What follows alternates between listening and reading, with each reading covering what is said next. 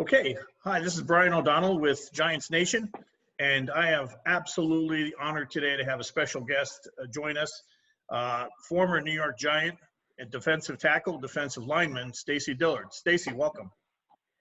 Thank you, Brian. Glad to be on. It's great. I appreciate your jumping in on a couple of Twitter things that we've had some fun with, but what I really wanted to hope to do today is pick up your career from the time you got drafted by the New York Giants in 1992. You're coming into an organization from small town in Texas and then Oklahoma as a Sooner. Tell me what it was like to get into New York, New Jersey and try to figure all that out. Well, it was pretty amazing. Obviously, coming from a town, a population of about 3,000, even going to Oklahoma was a big adjustment to me. And it was funny when I got drafted, you know, out of all my teammates, I'm probably the countryest one of all. And they were like, well, where are you going? I'm like, New York. And they were like, oh, God. So, I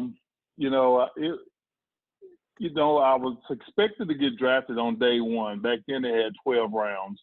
Mm-hmm. And it didn't happen. And day one went up to the 5th round. And mm-hmm. the Houston Oilers had called my agent that night after the draft and say, hey, we're going to draft Stacey first thing in the morning. So, I'm like, okay, cool. I get to stay in Texas and go play for the Oilers.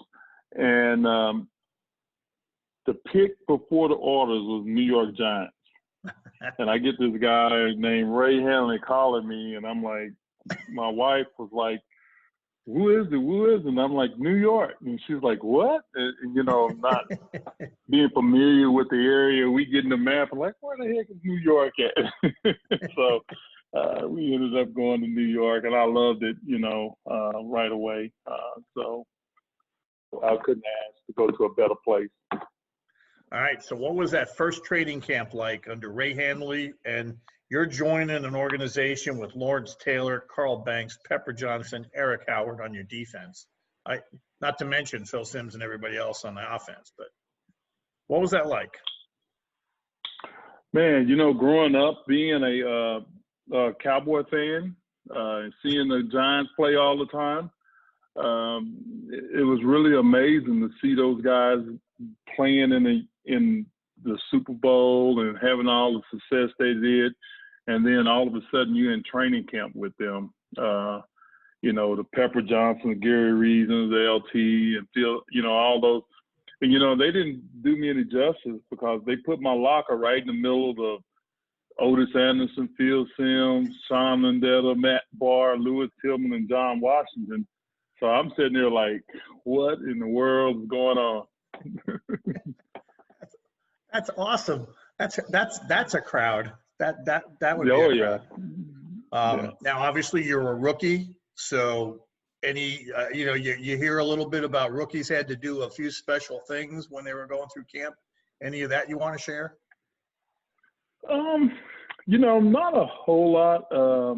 They were actually pretty good.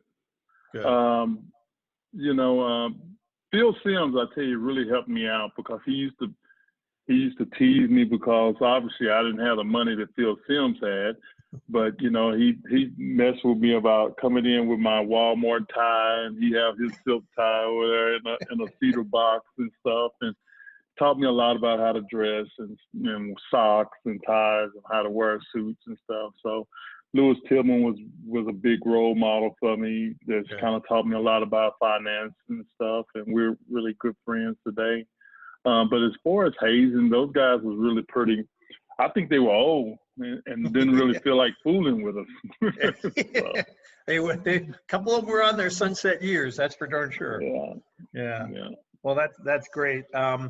So 1993 is, I guess, 1992. You're learning. I guess Eric Howard's ahead of you as the kind of nose tackle, and he had quite a few good years and stuff. But tell me, who from a playing standpoint, who was your role model? Who was the one you had to look to get the best insight as to how to make it as an NFL lineman?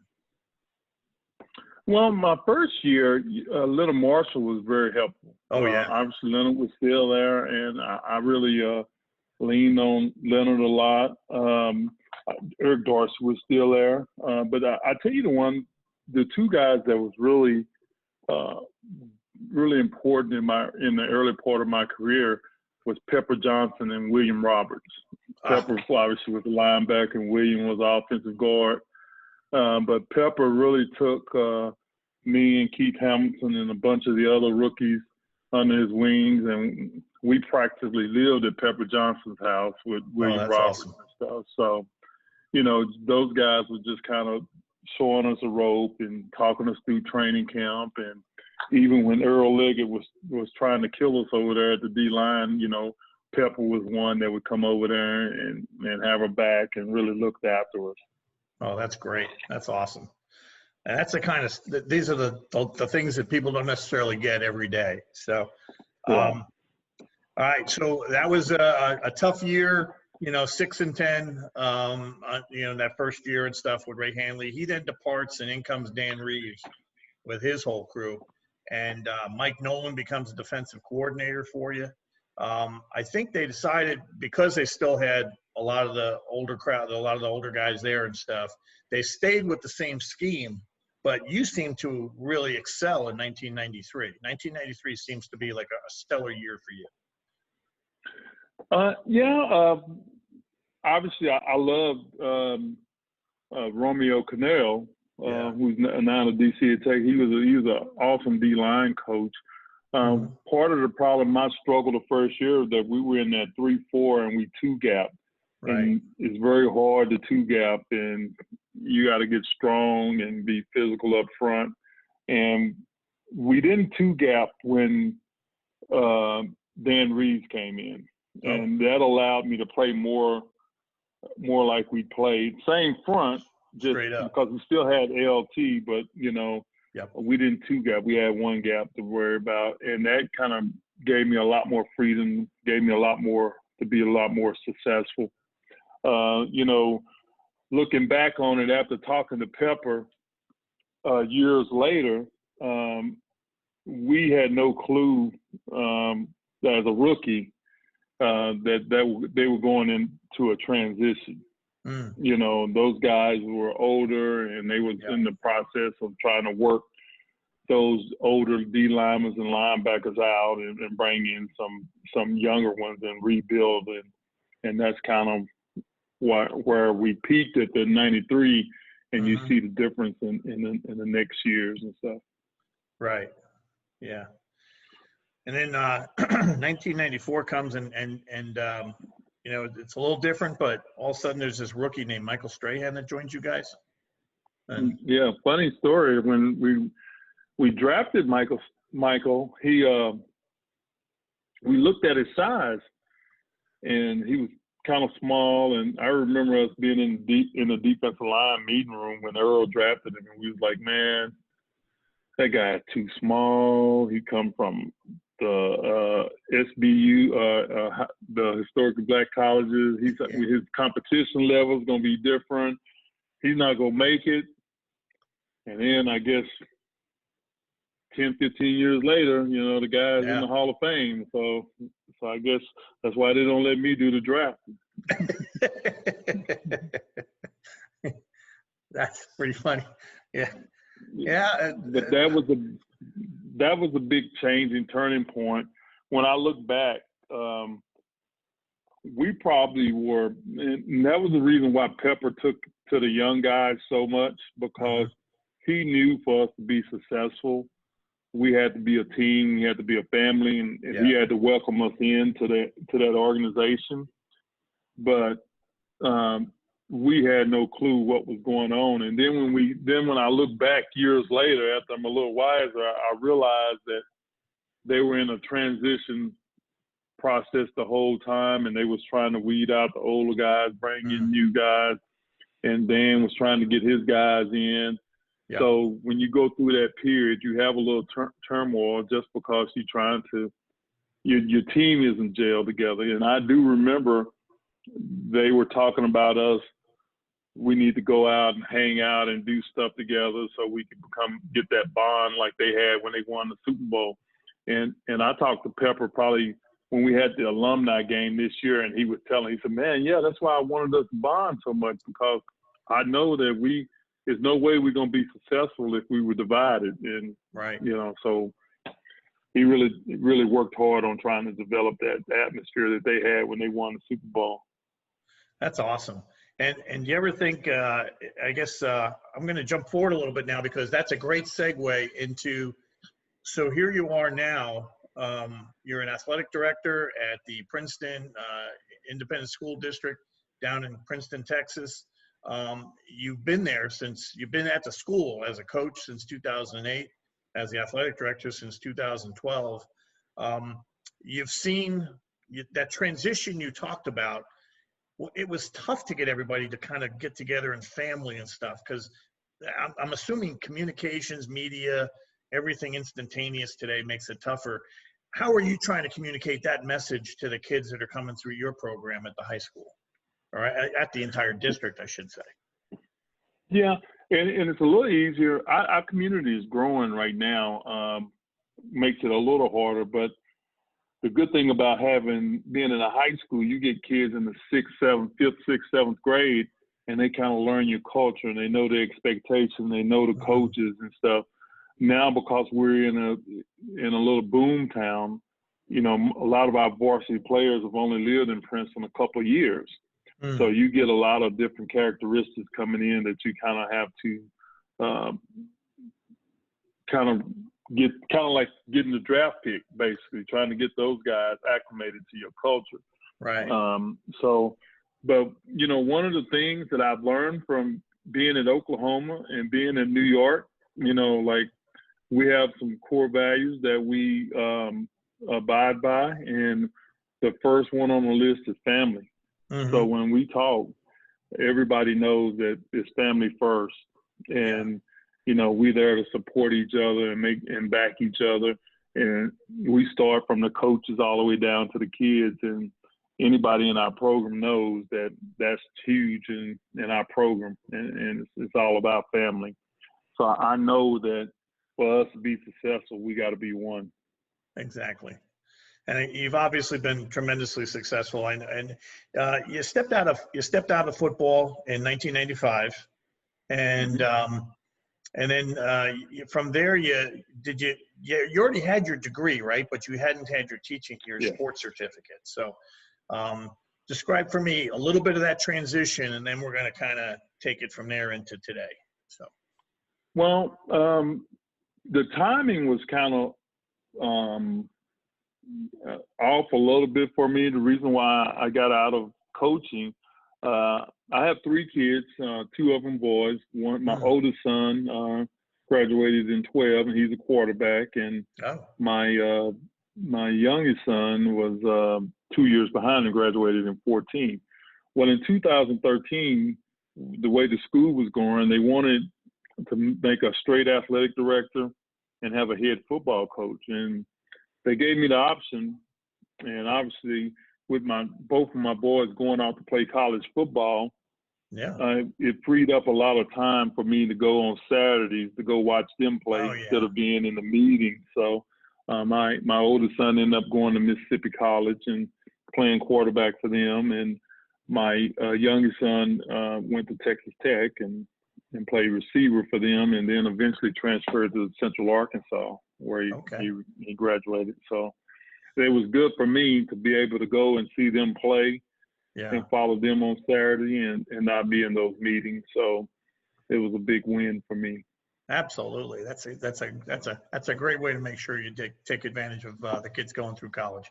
I had a son play through college in baseball, and that's pretty much what I made sure I did, is that any time I was transitioning, I was stopping at games and doing whatever I could do. And of course, baseball, they play a few more games than 11 a year, but still. Well, I had one in Mississippi and one in Lubbock, and each one of them is 5 hours away, opposite direction. So one weekend I was in Mississippi, and one of them, then I was in the deserts of Lubbock. So I don't want to tell you what's in between, but I spent 4.5 years at Dyess Air Force Base in Abilene, Texas. That's the only thing in between. Oh, that's great. So again, in the spirit of where are you now? You're athletic director at the Princeton Independent School District. What other things are taking up some of your time, and what other causes, if you have any, are you worthwhile for you? Well, right. Obviously, I'm the athletic director there, and I'm getting in those years of where I'm about to retire. So one of the other things that I've kind of taken up is I work with Executive Global Tours, and we do charity trips all around the country. And we basically, like, I have polycystic kidney, and basically what we would do is build a trip maybe to Italy and try to get our fan base to follow me, and try to provide a trip for them. In return, also donate some money to the polycystic kidney. So, you know, I've worked with several athletes, Deuce McAllister. You know, I got something going with Roy Williams, trying to set up just various guys with the Giants and stuff, just whoever has a charity they're trying to raise money for. So it's been pretty good. You know, you can set up, the ones that I had set up for myself this year was going to Italy, and it had golfing and had cooking tours. I love to cook.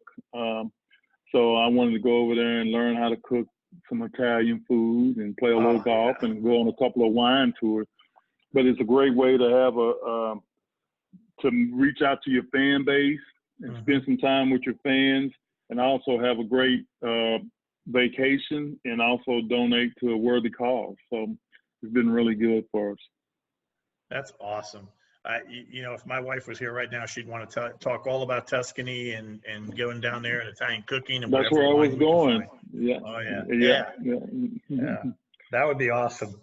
Well, I would be remiss if I didn't ask, you know, how has COVID-19 and the coronavirus affected you and your school district, and sports maybe coming up for the fall? Are you guys going full bore, or is there any tailback? Man, I don't know. I think I'm like most people. I don't know if I'm coming or going with COVID. Yeah. You know, trying to get high school kids. We just went through kind of our summer conditioning program, and we didn't have a kid to test positive. Oh, that's great. I say that we had two, but they didn't get it from the actual program. They got it from another contact on vacation or something. Yeah. And we've done a good job of trying to make sure that the kids stay safe. But now that we go into a football season, starting, you know, somewhere around August 3rd or so, now we have to worry about the contact from different people, and having a lot more kids involved. It's going to be a trying moment. You know, you look at baseball and see what happened with the Marlins. So, you know, it's a little tougher with kids. A lot of times they're asymptomatic. And you know, you could have kids with it and not know it, and taking it home to loved ones, and also with teachers that are in the school district. So our school district has set up a way where you can either go to school in person or virtual. And right now we're probably about 50-50. Half our kids are virtual and half of them are home, which really worked out perfect, because now we can do a lot better job of social distancing in schools where it's only half the kids there. And, you know, so, you know, we hope to get a football season in, but, you know, I don't know. You know, I've seen what happened with people that's not in a bubble, and it's going to be hard to keep that going and stuff. I've often wondered. I've actually wrote in the Giants Nation blog a little bit about how, you know, if it's tough enough on baseball diamonds where you have people congregating, but they're still separated by positions, and you have people at the bases. That's about it. But 12 people, 11 people per side, 22 people colliding and doing everything possible and stuff. And you wonder how that's all going to play out. But we can only hope for the best. So. And we had another setback last week. I don't know if you heard, but John Blake was He used to be the head coach at Oklahoma and coached for the Yes. Dallas Cowboys. He was my D-line coach at Princeton, and he died of heart issues last Thursday. So our kids and community is really devastated with the loss of him. Not only our community, but the Oklahoma Sooner community and Cowboy Nation and all that stuff. So, other than that. Yeah, we again, we just, everybody praying for this to, try to minimize itself and have a good ending, and it's great. Not to end on that note, but let's get, do you stay in touch with Sterling Shepard at all? Just a fellow Sooner that's with the Giants? I don't. He is a little younger than me, a few years. A little bit. And but I went to school with his mom, and I talked occasionally with his mom, and I knew his dad. His dad was a little older than myself, but I would see him when he come back to work out in Norman. So I don't get to talk to him a lot. So So who do you stay in touch with? Who are the folks? If you can mention a Giant or two, or somebody else. The dude that I probably talk the most to is Lewis Tillman. Oh yeah. I just came back from Georgia, where he lives in Madison, Mississippi. Yep. So I went down there and hung out with him for a few days, and then he comes here. Matter of fact, I think Lewis is in Dallas now. The other person that I talk to a lot is Keith Hamilton. Talk to Keith, and I talked to Chris Calloway. I talked to Myron Guyton. Hey. So those are a few of the guys that I kind of William Roberts. I talk to him probably once a week. That picture of William Roberts and Pepper Johnson dancing in midfield at the end of that Super Bowl. That still is such a great. That's such a great picture. So. Two great football players and two great guys. Great guys. Yeah. Well, Stacey, this has been awesome. How do people get a hold of you? At what did I say? At Stacey Dillard. At Stacey Dillard 71. That's it. Yeah. That's it. I remember it. All right. Yeah. At Stacey Dillard 71. That's his Twitter feed. I wish you the best of luck with the school year this year. Thanks so much for spending some time with us. And I really, I look forward to, maybe what I'll do is I'll have you feed me a couple of the other guys, and we can do a Where Are They Now with a couple of the other guys like Lewis. He'd be awesome. And definitely, I tell you what, a couple of those guys that's going on the trip with us, I'm going to make sure that you get a chance to talk to those guys. All right. Yeah, while you're fishing, you can just play this back and say, see, this guy's, I'm famous. So. All right. Hey, hang with me just a sec. I'm going to end the recording. Okay.